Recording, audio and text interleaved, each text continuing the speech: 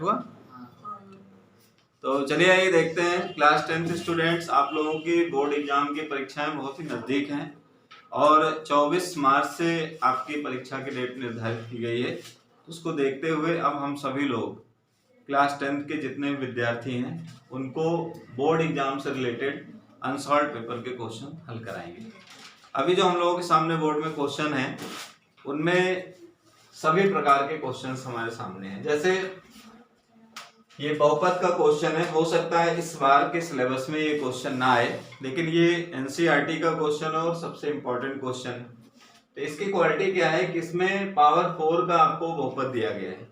जब पावर 4 का बहुपद दिया गया है और उसके दो फैक्टर आपको पहले से प्राप्त हैं, तो हम लोग करते क्या है, जब दो शून्य प्राप्त होते हैं तो इन दोनों शून्य को हम लोग ऐसे लिखते हैं। ये हो जाता है x minus root 2 equal to 0 और जो दूसरा शून्यक है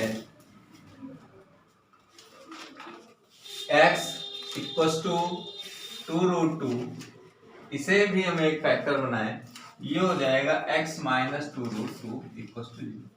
अब हम लोग एक काम करते हैं कि इसमें दोनों का मल्टीप्लाई कर लेते हैं। x minus root 2 x minus 2 root 2 equal to 0। Second marker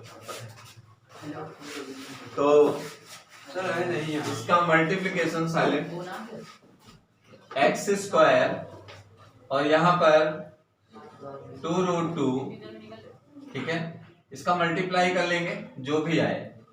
इसका जो मल्टीप्लाई होगा उससे हम करेंगे क्या, इस पूरे में डिवीजन कर लेंगे। क्या करेंगे, डिवीजन। तो हम लोग जब इसका मल्टीप्लाई करेंगे तो देखिए क्या आता है मल्टीप्लिकेशन। इसमें मल्टीप्लाई तो x square minus 2 root 2x, फिर इसके बाद रूट 2 से तो root 2 x minus minus plus 2 into 2 equal to 0। तो ये हो जाएगा एक्स स्क्वायर और 2 और एक minus 3 root 2 x plus 4 equal to 0।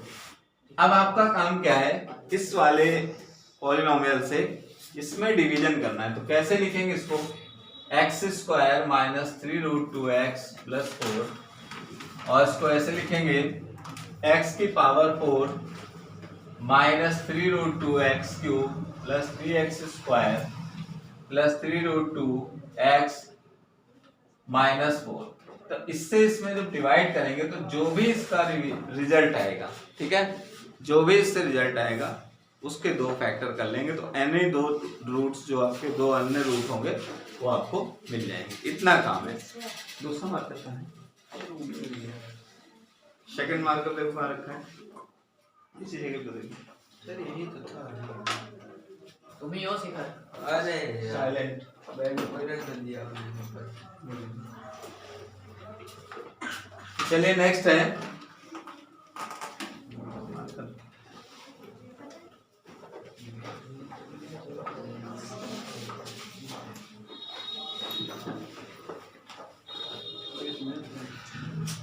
Next question है हाइट एंड डिस्टेंस का। सबसे इंपॉर्टेंट क्वेश्चन है, 4 मार्क्स में भी आता है, 6 मार्क्स में भी आता है, ठीक है।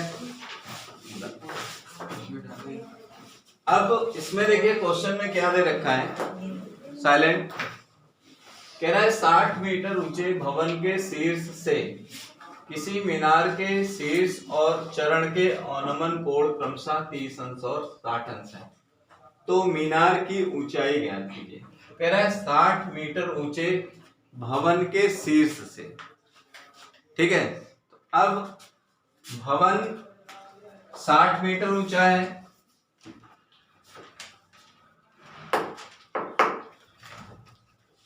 अब इसके शीर्ष का मतलब है यहां से, आप सभी लोग जानते हो अवनमन कोण जो ऊपर से नीचे की ओर बनता है। फिर कह रहा है कि मीनार के शीर्ष और चरण के अवनमन कोण 30 अंश और 60 अंश है। ये रही मीनार, तो मीनार के शीर्ष यहां से यहां और चरण ये, ठीक है, 30 अंश और 60 अंश है। एक कोण यहां से 30 अंश का बनता है, ये ट्रायंगल हो गया, एक अंतर कोण की सहायता से भी 30 अंश हो जाएगा। दूसरा 60 अंश बनता है, ये 60 अंश हो जाएगा। अब ये मीनार है, इसकी ऊंचाई आपको पता लगानी है। मीनार और भवन के बीच की दूरी क्या है आपको पता नहीं, ठीक है। अब इस दूरी को यहाँ से यहाँ के बीच में रख लेते हैं। अब हमें करना क्या है, इसको पॉइंटेड करना है P Q R A B ऐसे। तो ये फिगर बन गया। अब इसको सॉल्व कैसे करते हैं, लिख देंगे माना मीनार की ऊंचाई h। कैसे करेंगे, माना मीनार की ऊंचाई, height of the minar h है, यानी कि A B equals to h। अब मीनार और भवन के बीच की दूरी क्या है, इसको भी लेट करिए। ये आपका है बी क्यू और ये इसके ठीक सामने होता है तो ए आर, ये x हो जाएगा, ठीक। अब हमें दो त्रिभुजों में से विभाजित कर लेना है। जब हम इसको टू ट्रायंगल्स में डिवाइड करते हैं तो टू ट्रायंगल्स में सबसे पहला ट्रायंगल हम लोग ये लेंगे, ठीक है। इसके लिए लिखेंगे इन ट्रायंगल त्रिभुज पी क्यू बी में। जब हम पी क्यू बी ट्रायंगल कहां से कहां तक यूज कर रहे हैं, यहां से यहां तक, कौन सा एंगल बन रहा है 60 डिग्री। इसको लेंगे tan 60 degree equals to 60 upon, क्योंकि इसकी टोटल हाइट जो है 60 है, ये हो जाएगा x। तो tan 60 की वैल्यू आपको मालूम रहनी चाहिए, अपॉन x क्रॉस मल्टीप्लाई करेंगे तो √3x इक्वल्स टू 60, तो x इक्वल्स टू 60 अपॉन √3। अगर आप इसको रेशनलाइजेशन मतलब इसको अनुपात से हटाना चाहते हो तो √3 से मल्टीप्लाई डिवाइड कर लेंगे, क्लियर है। तो जब इसमें √3 से मल्टीप्लाई डिवाइड करेंगे ये हो जाएगा 60√3 अपॉन 3 साइलेंट, ये हो जाएगा 20√3, ठीक है। तो x इक्वल्स टू 20√3। ये जो आपकी डिस्टेंस आई इन दोनों भवनों के बीच में, मीनार और भवन के बीच की दूरी, वो हो गई 20√3 मीटर। अब हमें पता क्या करना है, मीनार की ऊंचाई, इसको पता करना है। तो अब हमारे सामने प्रॉब्लम क्या है कि ये अगर h है तो ये भी h हो जाएगा। तो ये टोटल 60 है तो इतने हिस्से को 60 माइनस h कहेंगे। तो लिखेंगे त्रिभुज PAR में, जब त्रिभुज PAR लेंगे इन ट्रायंगल PAR, कहां से कहां तक है, सिर्फ इतना, ठीक। तो tan 30 degree equals to 60 minus h upon x। तो tan 30 की वैल्यू 1/√3 होता है, 60 minus h upon x, cross multiply करेंगे x 60√3 √3h। अब x की वैल्यू क्या है, x की जो वैल्यू है वो 20√3 है। अभी हम लोगों ने सॉल्व किया है, रख देते हैं। अब इसे पक्षांतर करें तो एक काम ये देख लें कि देखिए √3 कॉमन है, तो √3 कॉमन लेके कैंसिल कर देंगे। यह है 20, 60 माइनस h को इधर ले आइए तो 60 माइनस 20 कितना हो जाएगा 40 मीटर। इस तरह से जो मीनार की ऊंचाई होगी कितनी हो जाएगी 20 मीटर। 20 मीटर। अब अगला क्वेश्चन देखते हैं। देखिए अगला जो क्वेश्चन है हम लोगों के सामने, वो प्रश्न दिया गया है त्रिभुज के क्षेत्रफल से संबंधित। देखते रहिएगा। त्रिभुज के क्षेत्रफल के लिए, त्रिभुज के क्षेत्रफल को कैसे निकालते हैं, बहुत सिंपल है। ये x1 y1 x2 y2 x3 y3, ठीक है। Area of triangle, area of triangle का फॉर्मूला क्या होता है, half x1 y2 minus y3 x2 y3 minus y1 x3 y1 minus y2, ठीक है। चलिए वैल्यू पुट करते हैं। जब वैल्यू पुट करेंगे तो x1 की वैल्यू 0 है, ये पूरा हिस्सा 0 हो जाएगा।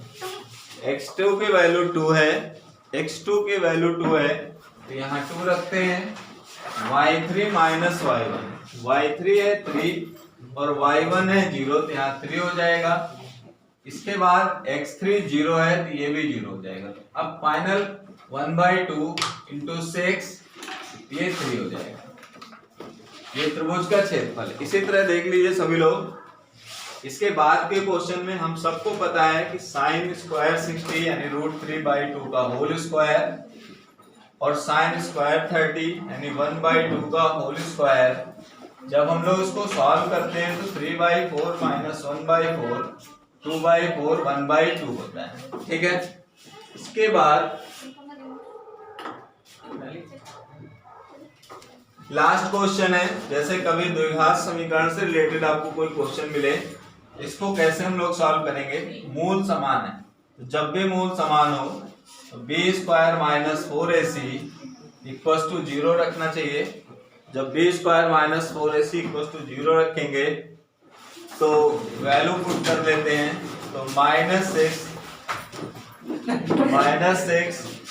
का² minus 4a3 into c k equals to 0। ठीक है, तो ये 36 माइनस 12k इक्वल्स टू 0, तो k की वैल्यू 3। ठीक है, तो आप सभी लोग इन सभी क्वेश्चनों को सॉल्व करेंगे। अगला वीडियो मैं कल अगले क्लास का डालूंगा। आप सभी को बहुत बहुत धन्यवाद।